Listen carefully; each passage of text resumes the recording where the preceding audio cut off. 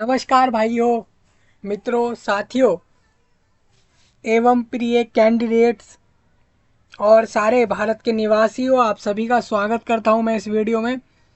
ये वीडियो रहेगा आपके इंडिया कंट्री के लिए, यानी कि भारत के लोगों के लिए रहेगा ये वीडियो। आपको बताना चाहता हूं यहाँ पर JEE Mains joint entrance exam Mains, या आप उसको मेन कह लीजिए, उसका एक एग्ज़ाम होता है जो कि एडमिशन्स के लिए होता है। IIT, NIT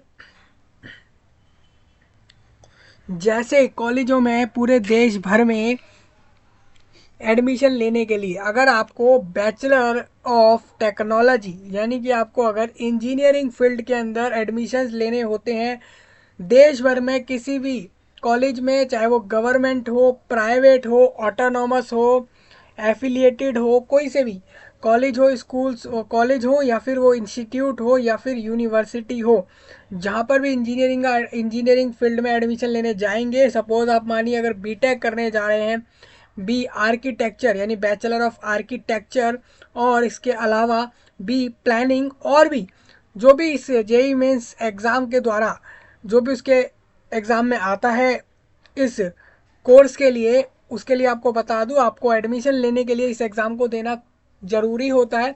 specially NIT IIT के लिए तो कंपलसरी ही है।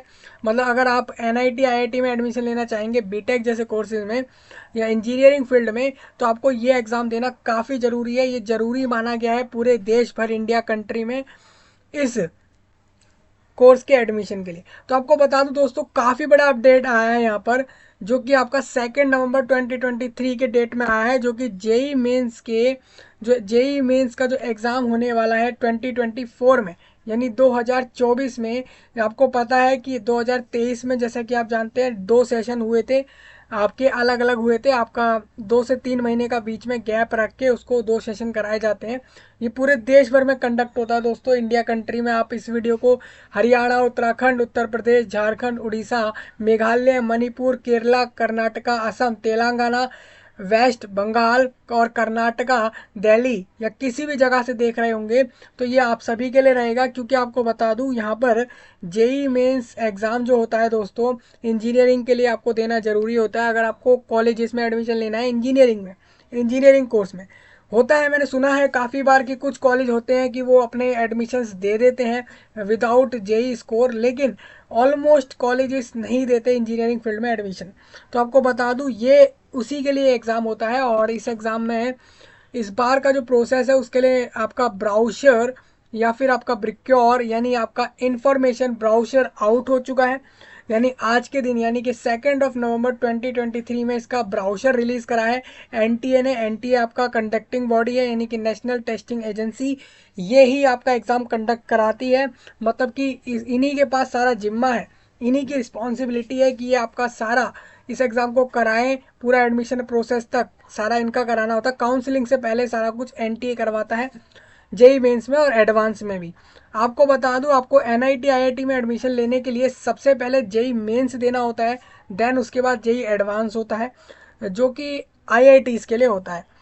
तो आपको बता दूं, अगर जो लोग आईआईटी के लिए जो है ड्रीम कर रहे होते हैं आईआईटी में एडमिशन के लिए, तो वो लोग अपना पहले जेई मेंस को क्वालिफाई करते हैं, जो भी उनका आता है बाद में मार्क्स कट ऑफ, उसके बाद वो जाते हैं एडवांस में। फिर उसके बाद वो एडमिशन के लिए जाते हैं अपने अपने कॉलेजेस में। ये पूरा देश भर में चलता है इंडिया कंट्री में इंजीनियरिंग के लिए। तो आपको बता दूं, यहाँ पर एक तो नोटिफिकेशन रिलीज हो गया है। नोटिफिकेशन हम ब्राउशर को बोल रहे हैं, जिसके अंदर आपको बताया गया है कि कौन अप्लाई कर पाएगा इस फॉर्म में, एलिजिबिलिटी क्या रहेगा, क्वालिफिकेशन क्या रहेगा, फॉर्म का फीस क्या रहेगा, कब से कब तक फॉर्म भरे जाएंगे। दूसरा, इसमें बताया गया है कि जो सिलेबस होगा एग्जाम का वो क्या होगा। सिलेक्शन प्रोसीजर, मतलब एडमिशन के लिए जो सिलेक्शन प्रोसीजर है, आपको सिलेक्ट करने का जो प्रोसीजर है एडमिशन के लिए, उसमें आपको बताया जाएगा कि जेई मेंस दीजिए, उसको पास करके एडवांस दीजिए, उसको पास करके फिर आप जो है अपनी काउंसलिंग करा के अपने कॉलेजेस में एडमिशन लीजिए। ये पूरा प्रोसेस होता है इंजीनियरिंग के लिए इंडिया में। तो सारा कुछ नोटिफिकेशन में दिया गया है। इस बार काफ़ी ज़्यादा चेंज देखने को मिले हैं सिलेबस में। सिलेबस में बहुत सारा चेंज आया है इस बार। हम सिलेबस को डिटेल डिस्कस कर रहे हैं इस वीडियो में। आपका नोटिफिकेशन दूसरे वीडियो में आएगा। और इसके अलावा जो एनालिसिस है, एनालिसिस मतलब जैसे आप देखते हैं सिलेबस, इस सिलेबस में आप देख रहे होंगे जो इस बार सिलेबस है वो हम डिस्कस कर लेंगे। लेकिन जो सिलेबस प्रीवियस ईयर रहा यानी पिछले बार के टाइम पर रहा था, उस सिलेबस में और इस बार के सिलेबस में कौन कौन से ऐसे टॉपिक हैं जो हटाए गए, कौन से ऐसे टॉपिक है जो स्टिक वहीं के वहीं हैं, जैसे थे वैसे के वैसे ही हैं, सबको डिस्कस कर लेंगे। और ये जो है काफ़ी बड़ा सिलेबस होता है आपके जेई मेंस के लिए। आप बता दूं जेई मेंस में जो सिलेबस है ना दोस्तों, इंडिया के टॉप एडमिशन की बात करें तो टॉप टफेस्ट एग्जाम्स में आने वाला एग्ज़ाम है JEE Mains, JEE advance, NEET. और ऐसे एग्ज़ाम्स में से एक ये एग्ज़ाम है, ये इंजीनियरिंग वाले कैंडिडेट्स के लिए होता है। और इस एग्ज़ाम को जो इसका पासिंग परसेंटेज होता है वो बहुत कम है, मतलब बहुत कम लोग ही इसको क्वालिफाई कर पाते हैं, क्योंकि सिलेबस काफ़ी ज़्यादा है और काफ़ी ज़्यादा टफ भी है। आप देखेंगे तो आपको बहुत सारी ऐसी चीज़ें मिलेंगी जो कि बहुत ज़्यादा आपका दिमाग लगवाती हैं उन चीज़ों में, उन क्वेश्चंस में, उन टॉपिक्स में। इस वजह से इस एग्ज़ाम को जो है टफ माना गया है। अगर आप देखें इंडिया के टफ एग्ज़ाम्स में इसका नाम भी आता है। तो आप देख लीजिए यहाँ पर सिलेबस आपको बता देता हूँ मैं। दूसरा, आपको फॉर्म का वीडियो अलग आएगा, फॉर्म कब भरेंगे वो सब आपको अलग आएगा। फॉर्म का वीडियो फॉर्म भरवा के बताया जाएगा आपको फॉर्म कैसे भरने हैं। दूसरा, एनालिसिस का वीडियो आपके रिक्वायरमेंट के बेस पर आएगा। अगर आपकी रिक्वायरमेंट होगी तो एनालिसिस करके बताया जाएगा कि क्या फ़र्क आया है प्रीवियस सिलेबस में और इस सिलेबस में। और भी कुछ आपका होगा वो आप कमेंट करके बताएंगे। इस इस आपके जो है एडमिशन, इस एडमिशन के एग्ज़ाम से रिलेटेड, जो कि आपका एंट्रेंस एग्ज़ाम है। ये एक एंट्रेंस एग्ज़ाम है क्योंकि आप देख रहे हैं आप कॉलेज में एंटर करेंगे, इस वजह से ये एंट्रेंस एग्ज़ाम हो गया है एडमिशन के लिए। तो दोस्तों ये आपका जैसा ऑफिशियल वेबसाइट है जेई मेंस का, और इसमें अभी अपडेट नहीं हुआ है। आपको यहाँ पे नोटिस में मिल जाएगा, अपडेट होते ही यहाँ पर नोटिफिकेशन भी देखने को मिलेगा और जो भी अपडेट आए हैं वो मिल जाएंगे। और मैं आपको सारे लिंक दे दूंगा इससे जुड़े हुए, जो जिससे कि आपको आसानी हो। हम यहाँ पर अभी सिलेबस डिस्कस करने आए हैं तो सिलेबस डिस्कस कर लेते हैं। सिलेबस आपका ये है दोस्तों, 21 पेज का पूरा सिलेबस है। इसमें आपका पीसीएम रहेगा, मैथ्स फिजिक्स केमिस्ट्री। मतलब कि इस एग्ज़ाम को देने के लिए ज़रूरी होता है कि आपके पास अपने 12th क्लास में या 11th 12th में आपने जब स्ट्रीम लिए होंगे, स्ट्रीम मतलब होता है आपने कौन सा फील्ड लिया अपने 10th के बोर्ड के बाद, तो वो अगर आपने मैथ्स लिया होगा, फिजिक्स और केमिस्ट्री, अगर आपने साइंस स्ट्रीम को चूज़ करा होगा तो उसमें आपके पास, अगर आप पीसीबी वाले होंगे तो आपके लिए नहीं होगा। मतलब अगर आप पीसीएमबी और पीसीएम वाले कैंडिडेट होते हैं तो ही आप इसमें अप्लाई कर पाते हैं, क्योंकि पीसीबी वाले के पास बायोलॉजी होता है, उसके पास फिजिक्स केमिस्ट्री बायोलॉजी होता है, मैथ्स नहीं होता, इसलिए वो जेई मेंस नहीं दे सकता। बाकी यहाँ पर हम बीटेक का, ये बीटेक के लिए दोस्तों मैं आपको बी आर्किटेक्चर यानी बैचलर ऑफ आर्किटेक्चर भी बताऊंगा, और भी इसके रिगार्डिंग जो भी अपडेट आया है वो बताने वाला हूँ। तो सिलेबस आप देखिए, जो पेपर 1 है, पेपर 1 क्यों बोला गया है भाई इसको? सेशन तो चलिए आपके 2 हो रहे हैं, हर साल में 2 हो रहे हैं। जैसे 2024 में भी 2 सेशन लिए जाएंगे, पूरे इंडिया भर में अलग अलग सेंटर रख के 2 सेशन रहने वाले हैं। मतलब एक सेशन आपका जनवरी फरवरी में हो जाता है और दूसरा सेशन आपका अप्रैल या मई में हो रहा होता है। 2 सेशन मतलब कि 2 बार एग्ज़ाम दे सकता है कैंडिडेट साल में अपने इस एग्ज़ाम में। अगर उससे एक बार ना निकले तो दूसरे बार दे दे, इस तरीके से वो दे सकता है। और लगातार 3 साल तक वो इन एग्ज़ाम को दे सकता है, उसके बाद वो नहीं दे सकता। अपने जैसे मान लीजिए आप इस साल अगर 12वीं कर रहे हैं तो इस साल से लेकर अगले 2 साल और, यानी ये साल और अगले 2-3 साल, इस तरीके से आप इसमें अपीयर होंगे। उसके बाद आपके चांस खत्म हो जाते हैं इस एग्ज़ाम के लिए, फिर आप अपना दूसरी चीज़ों को देख सकते हैं। जेई मेंस में आपका कोई रोल नहीं रह जाएगा। तो ये एक बेसिक सी एलिजिबिलिटी रखी गई है, क्वालिफिकेशंस रखे गए हैं, आपके कंडीशंस रखे गए हैं। तो हम बात करते हैं सबसे पहले आपका बीटेक और बी आर्किटेक्चर, मतलब बीटेक और बीई, इन दोनों का सिलेबस क्या है। सबसे पहले मैथ्स की बात करें तो सेट्स एक चैप्टर है आपका, क्लास 11 की मैथ्स की बुक में सेट्स नाम का चैप्टर है, सेट्स। दूसरा है आपका रिलेशंस, फिर है आपका फंक्शंस। ये आपके चैप्टर्स हैं, ये आपको मिल जाएंगे अपने अपने मैथ्स की बुक में। आप देखेंगे एनसीईआरटी के बुक में भी मिल जाएंगे, बाकी रेफरेंस बुकों में भी ये चीज़ें मिल जाती हैं। Sets and their representation, union और इंटरसेक्शन, ये आपके प्रिंसिपल्स होते हैं। ये कुछ क्वेश्चंस में आपके लगते हैं, जैसे कि हम देते हैं A union B, A union C, A intersection B, तो ये इंटरसेक्शन के साइन होते हैं कुछ तरीके से, मैं आपको बताने की कोशिश करता हूँ थोड़ा सा। ये आपका इंटरसेक्शन का साइन होता है, जैसे मैंने यहाँ पे लिखा ए और मैंने यहाँ पर लिखा बी, तो ये आपका जो बीच में साइन आ रहा है दोस्तों, ये है इंटरसेक्शन। इंटरसेक्शन मतलब होता है, हो जाता है कि ए दो ऐसे सेट्स हैं, उनके बीच में ऐसे कौन से एलिमेंट है जो कॉमन है, तो वो आपका इंटरसेक्शन बताएगा। इसी तरीके से यूनियन के लिए इसी साइन को उल्टा कर देंगे आप, तो वो यूनियन हो जाएगा। मैं आपको दिखाने की कोशिश करता हूँ।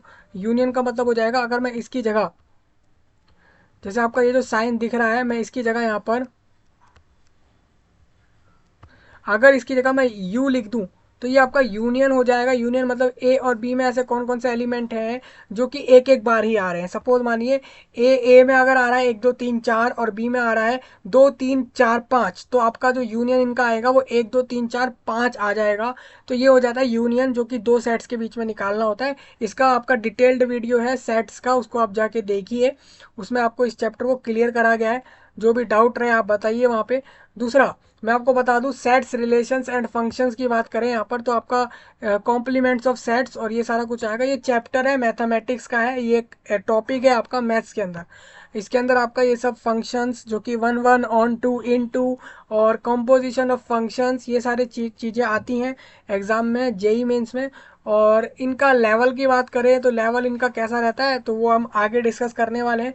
Complex numbers and quadratic equations के अंदर आप देखेंगे, आपने ये चीज़ें सुनी होंगी। कॉम्प्लेक्स नंबर अपने जब अपने स्कूल टाइम में जब आपने ये चीज़ें पढ़ी होंगी, अपने 11th क्लास में आपने ये चैप्टर सुना होगा, जहाँ पर आपका ए प्लस आयोटा बी होता है। ये जो आई साइन दिख रहा है, इसको आयोटा कहा जाता है कॉम्प्लेक्स नंबर के अंदर, इस आई को। और इसका रिप्रेजेंटेशन आपसे प्लेन में, आर आर्गेंट डायग्राम में, algebra of complex number, modulus, argument, amplitude of a complex number और क्वाड्रेटिक इक्वेशन। भाई काफ़ी इंटरेस्टिंग टॉपिक है ये। ग्राफ बनाकर पूरा जो आपका क्वार्टर्स जो होते हैं, जैसे कि 4 क्वार्टर्स होते हैं आपके पूरे, आपका जो लाइन होता है नंबर लाइन, उसमें आप अगर देखें 2D के अंदर, तो आपके 4 क्वार्टर जो होते हैं उसके अंदर ये चीज़ समझाई जाती है। एम्पलीट्यूड क्या होता है, आर्ग्यूमेंट क्या होता है, जेड एक साइन होता है उसका मतलब बताया गया है। काफ़ी सारी चीज़ें हैं, को एफिशिएंट और नेचर ऑफ रूट्स, ये सारी चीज़ें ये आपकी काफ़ी इंटरेस्टिंग है। जब ये डिटेल में इसको डिस्कस करेंगे तब हम इस चीज़ को समझ रहे होंगे। आपको बता दूं यहाँ पर complex number, matrix and determinant में आपका ये सारे टॉपिक रहेंगे। Area of triangles using determinant, मतलब कि एक ट्रायंगल जो है, ट्रायंगल होता है 3 ऐसी लाइनें खींच के उसको ट्रायंगल की शेप दे दी। मतलब कि आप देखिए, आप जैसे कि आप देखिए, अगर मैंने ये ऐसे करके लाइन 3 ड्रॉ कर दी तो ये ट्रायंगल हो गया। अब वो बात अलग है कि ये ट्रायंगल राइट एंगल ट्रायंगल है या फिर आइसोसेलेस है, या फिर वो एक इक्विवेलेंट ट्रायंगल है। इक्विवेलेंट हो जाता है अगर ये सारी साइडें बराबर हो जाए। तो ऐसा कोई ट्रायंगल आपको दिया और आपसे कहा कि आप इस ट्रायंगल का एरिया निकालिए यूजिंग डेटर्मिनेंट। डेटर्मिनेंट एक चैप्टर है आपका, ये आपको 12th क्लास के बुक में मिलने वाला है मैथ्स के। और ये चैप्टर जो है ये भी काफ़ी इंटरेस्टिंग है दोस्तों। ये हम इस तरीके से कुछ ऐसे 2 लाइनें ड्रॉ करते हैं और यहाँ पर लिखते हैं ए और यहाँ पे लिखते हैं बी, फिर सी, और इस तरीके से हम यहाँ पर लिख देते हैं अलग अलग चीज़ें, और उसको ही हम डेटर्मिनेंट बोलते हैं। फिर हमें इसको डेटर्मिनेंट निकालना होता है, इसके अलग से रूल हैं, फॉर्मूले हैं, जिसको हम फिर कभी डिस्कस करेंगे। ये आपको मैं जनरली बता रहा हूँ डेटर्मिनेंट क्या होता है। तो ऐसे करके इस तरीके से आपको ट्रायंगल निकालना होगा बेसिकली। वैसे तो ट्रायंगल का एक खुद का भी रूल है कि उसका फॉर्मूला होता है, जो कि आप सब लोग जानते हैं, जैसे कि स्क्वायर का होता है, रेक्टेंगल का होता है, उसी तरीके से ट्रायंगल का भी होता है। तो वो तो अलग चीज़ है, लेकिन आप अगर देखने जाएँ तो डेटर्मिनेंट के तरीके से बोला है तो आपको डेटर्मिनेंट की चीज़ें यूज़ करके निकालना है। इसका फॉर्मूला, एडजॉइंट और inverse of A square matrix, ये आपके कभी कभार सीबीएसई बोर्ड में अगर देखें तो इनवर्स वाला क्वेश्चन काफ़ी स्कोरिंग पार्ट रहता है। अब लोग क्या समझते हैं कि जो क्वेश्चन, जो एग्जाम की चीज़ें सीबीएसई में इंपॉर्टेंस कर रही हैं वही आपके जेई मेंस में करेंगी, तो ये बिल्कुल नहीं होता। यहाँ काफ़ी ज़्यादा चेंज आ जाते हैं क्योंकि लेवल में फ़र्क हो जाता है दोस्तों।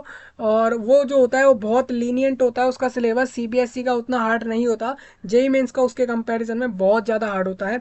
परमुटेशन एंड कॉम्बिनेशन में आप देख लेंगे यहाँ पे सिलेबस, ये सारे आपके sequence and series, limit, continuity and differentiability का अलग है। इंटीग्रल कैलकुलस आपका इंटीग्रेशन को कहा जाता है, डिफरेंशिएशन को हम डिफरेंशियल इक्वेशन अलग चीज़ है, जो कि आपका यहाँ पर डिफरेंशियल इक्वेशन में आपको ऑर्डर डिग्री निकालने को आते हैं। सॉल्यूशंस में अगर बात करें, यहाँ पे अलग अलग सॉल्यूशंस होते हैं, अलग अलग इक्वेशंस होती हैं, होमोजीनियस होती है, वेरिएबल सेपरेबल होती है, और ये सारी चीज़ें होती हैं। तो जैसा कि आप देख रहे हैं दोस्तों अपने स्क्रीन पर, ये सारा आपका सिलेबस है। अब देखिए मैथमेटिक्स में आप देख सकते हैं, सिलेबस में अगर देखें तो सिर्फ 14 यूनिट आएंगे। ट्रिग्नोमेट्री का भी आप देख सकते हैं। अब ये तो दोस्तों टॉपिक्स हैं, आप समझिए। ट्रिग्नोमेट्रिक के अंदर अगर मैं बात करूँ, इनवर्स ट्रिग्नोमेट्रिक नाम का पूरा एक चैप्टर दिया गया है आपके मैथ्स बुक में, और इस तरीके से आइडेंटिटीज़ हैं और ये सब है, और उनकी प्रॉपर्टीज़ हैं और फॉर्मूलेज हैं आपके बहुत सारे ट्रिग्नोमेट्रिक में, साइन कॉस टेन और ये सारी चीज़ों का।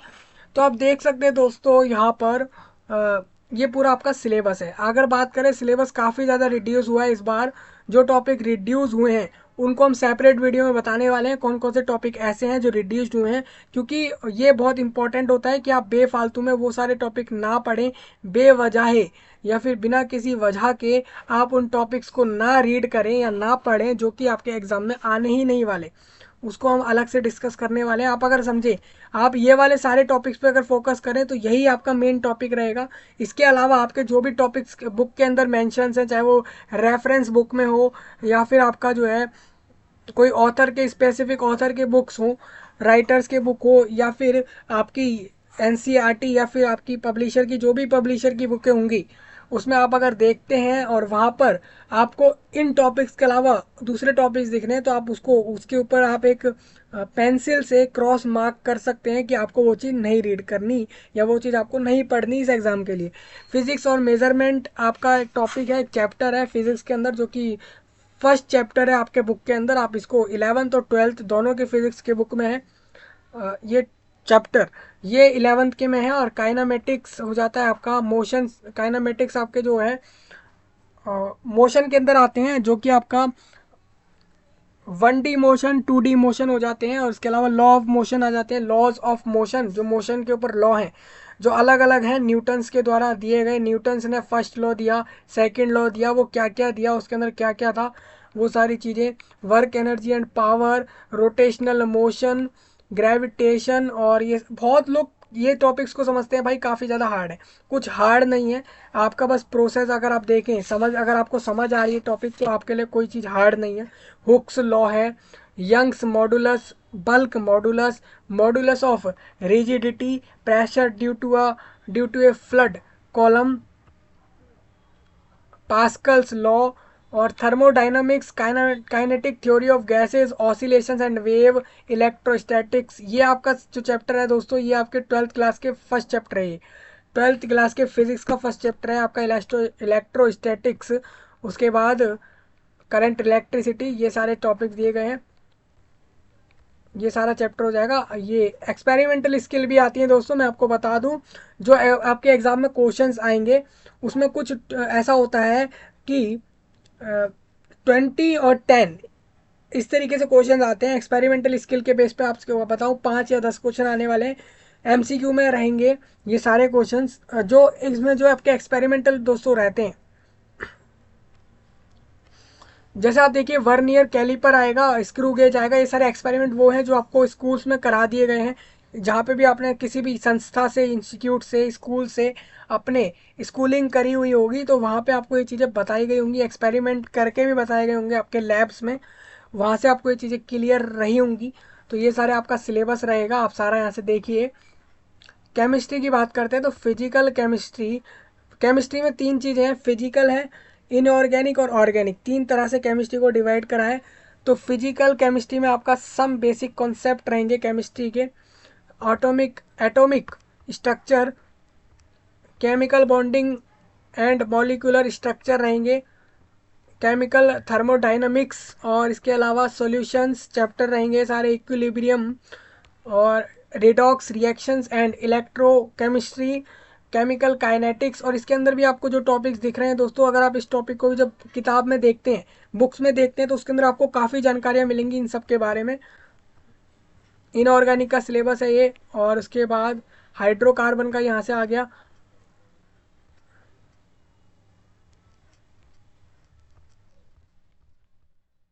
अब देखिए मैं आपको एक चीज़ दिखाना चाहता हूँ यहाँ पर,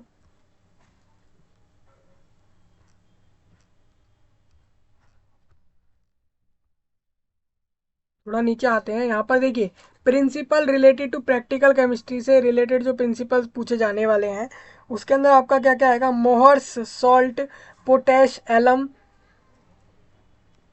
इनऑर्गेनिक कंपाउंड्स हैं ये सारे आएंगे आपके। और इसके अलावा कटायंस और अनायंस जो आपके होते हैं, आप अच्छे से करना है, कटायंस और अनायंस ये जरूर आते हैं। कौन से पे कौन सा चार्ज होता है, ये सारी चीज़ें आती हैं। पॉजिटिव किस पे होता है, नेगेटिव किस पे होता है, कौन से पॉजिटिव्स होते हैं, पूछ लिया जा सकता है। ये एक कॉमन सा क्वेश्चन है कि भाई कटायंस पॉजिटिव होते हैं, अनायंस पॉजिटिव होते हैं। ये क्वेश्चन आपके सीबीएसई के टाइम पे भी आते रहे हैं।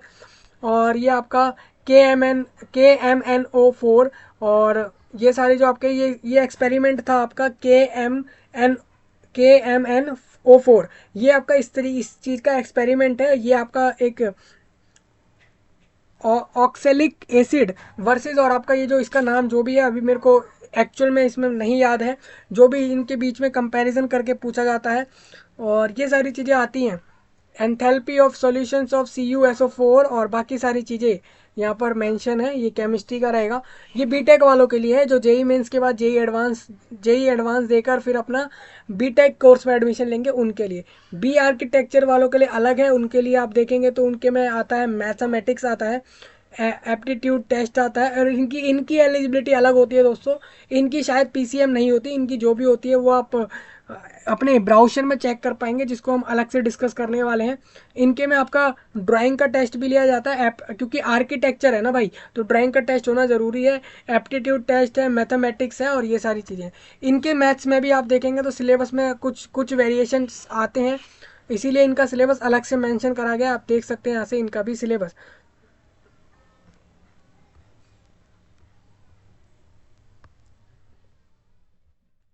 इनके जो एप्टीट्यूड टेस्ट होगा उसमें क्या क्या आएगा दोस्तों, उनके लिए यहाँ पे मेंशन है, आप यहाँ से चेक करना। और ड्राइंग टेस्ट का भी यहाँ से चेक कर लेना। बी प्लानिंग की बात कर लेते हैं, जिसके अंदर आपका जो है प्लानिंग और एप्टीट्यूड टेस्ट और ये सारी चीज़ें रहेंगी। ये सारा सिलेबस आपका दिया गया है। मैथ्स का तो देखिए कुछ ही चेंज रहेंगे, ऑलमोस्ट सेम रहेगा। बाकी एप्टीट्यूड टेस्ट में आप देखेंगे तो awareness of persons, buildings, materials, objects and textures related to architecture and built environment, visualizing 3D objects from 2D drawing. आपको मतलब क्या करना है, 2D ड्राइंग जो होती है आपकी, उससे आपको 3D ड्राइंग के ऑब्जेक्ट्स को बनाना होगा विजुलाइज करके। तो ये सारा आपका रहेगा एप्टीट्यूड टेस्ट में। वो कैसे बनेगा, आप ये सब चीज़ें पूछी जाएंगी, ये ड्राइंग में नहीं आएगा, ये आपसे पूछे जाएंगे कैसे आपका होगा ये सब। Different sides of 3D objects कौन कौन सी होती हैं, विजुअल, न्यूमेरिकल और वर्बल, मेंटल एबिलिटी, रीजनिंग के क्वेश्चंस रहेंगे।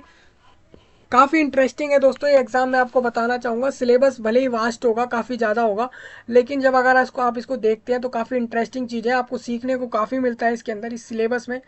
और इंजीनियरिंग फील्ड काफ़ी एक अच्छी फील्ड है आपकी। अगर आप इंजीनियरिंग फील्ड में जाते हैं तो आपके लिए काफ़ी सारा ऑप्शन हो जाएगा ऐसे आगे।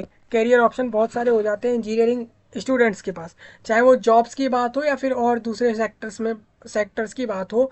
जनरल अवेयरनेस और ये आपके प्लानिंग के अंदर ये सब आने वाला है। तो सारे सिलेबस डिस्कस हो चुके हैं दोस्तों, सारा सिलेबस बता दिया। कोई डाउट रहे आप बताना इसके बारे में।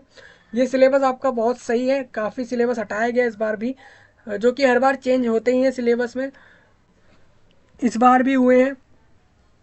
मैंने आपको सारा कुछ बताया इसके बारे में। और आप इस वीडियो को दोस्तों लोगों तक फैलाइए पूरे इंडिया कंट्री में। आप अगर इंडिया कंट्री में कहीं से भी देख रहे हैं इस वीडियो को, हरियाणा से, राजस्थान से, बिहार से, पटना से, झारखंड से, उड़ीसा से, किसी भी जगह से इंडिया में, तो आप इसको पहुंचाइए लोगों तक, क्योंकि ये सब आप ही के लिए रहेगा। आप इंडिया में आप अगर कहीं से होंगे तो ये आपके लिए ही रहेगी ये वीडियो, आपको ही इसमें फॉर्म भर के अप्लाई करना है। और दूसरा एक चीज़ और बता दूं, फॉर्म तो हम दूसरे वीडियो में डिस्कस कर रहे हैं, लेकिन आपको ये कह रहा हूँ कि फॉर्म के डेट्स यहाँ पर याद रखिएगा कि 30 नवंबर लास्ट डेट है। 30 नवंबर तक फॉर्म अप्लाई कर दीजिए। और आप इसमें एक ही बार में दोनों सेशन का फॉर्म भर सकते हैं, फीस भी भर सकते हैं, और या तो कैंडिडेट चाहे तो अलग अलग जब भी सेशन होंगे तो उसका फीस तब भी भर सकता है। मतलब यहाँ पर आप ऐसा कर सकते हैं कि जो 2024 में 2 सेशन हो रहे हैं, दोनों का सेम टाइम में फीस कर दीजिए पे, और सबमिट कर दीजिए फॉर्म को, या फिर अलग से आप इसमें भर सकते हैं। जब आपका सेशन 2 का फॉर्म आएगा तब भी आप उसके लिए अप्लाई कर सकते हैं। ये जेई मेंस ने पहले ही क्लियर कर रखा है, एनटीए ने पहले ही क्लियर कर रखा है। जेई मेंस जो करवाते हैं उन्होंने ये चीज़ पहले ही बता रखी है कि आप दोनों के फॉर्म भी भर सकते हैं, या सेपरेटली अभी भर दीजिए एक का, और एक का आप बाद में ही भर सकते हैं। वो लोग जो सोच रहे हैं कि उनका पहले ही निकल जाएगा, वो इतने श्योर हैं तो वो एक ही फॉर्म भर सकते हैं। जो लोग सोच रहे हैं कि हमारे चांस हैं तो हम इन दोनों को लेंगे, तो वो दोनों चांस में अपीयर हो सकते हैं, जो कि आपके 2024 के रहेंगे। और अगर इसकी एलिजिबिलिटी अगर आपको कॉमनली बताना चाहूँ तो सिंपल है, होती है कि 12वीं 12th अपियरिंग कैंडिडेट इसमें आ जाते हैं, मतलब कि जो 12वीं क्लास में होते हैं वो लोग, और 12वीं पास वाले इसमें फॉर्म भर देते हैं। दूसरा, 12वीं साइंस से होती है तो वो बी टेक और बीई के लिए कोर्स के लिए फॉर्म भर देते हैं, और बी आर्किटेक्चर का अलग होता है, उनके लिए आप वहाँ से चेक करेंगे। देखिए सिंपल है, जो एग्जाम में सिलेबस आ रहा है, सब्जेक्ट्स आ रहे हैं, वही आपके पिछले आपके जो स्टडी आपने करे उसके वहाँ पर आपके होने चाहिए। चलिए आपसे मिलते हैं नए वीडियो में, तब तक के लिए आप सभी का धन्यवाद।